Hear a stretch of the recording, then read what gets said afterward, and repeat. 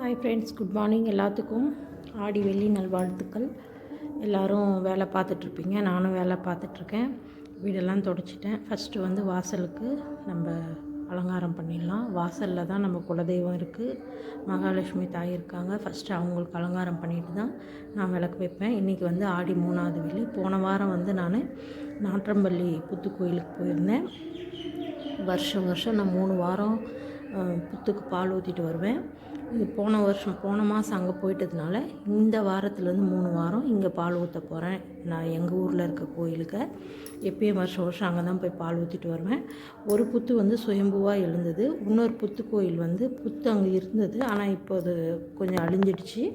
அங்கே கோயில் இருக்கிறதுனால அங்கே போய் பால் ஊற்றிட்டு வருவேன்.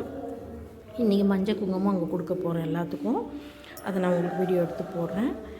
நான் வந்து எப்பயும் அரிசி மாவில் தான் கோலம் போடுவேன், முகு மாவில் போட மாட்டேன்.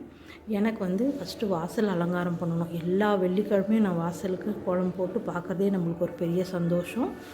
அது பார்த்தா தான் நம்ம மனசுக்கே ஒரு பெரிய திருப்தியாக இருக்கும். அதனால் எல்லோரும் கோயிலுக்கு போயிட்டு வாங்க, நல்ல மாதிரியாக சாமி கும்பிடுங்க. இன்றைக்கி எல்லா கோயிலையும் சூப்பராக அலங்காரம் பண்ணியிருப்பாங்க.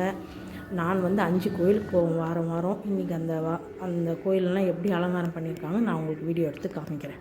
ஓகே ஃப்ரெண்ட்ஸ், பாய். என்னோடய வீடியோ உங்களுக்கு பிடிச்சிருந்தா லைக் பண்ணுங்கள், கமெண்ட் பண்ணுங்கள், சப்ஸ்கிரைப் பண்ணுங்கள். என் கோலமும் எப்படி இருக்குதுன்னு சொல்லுங்கள்.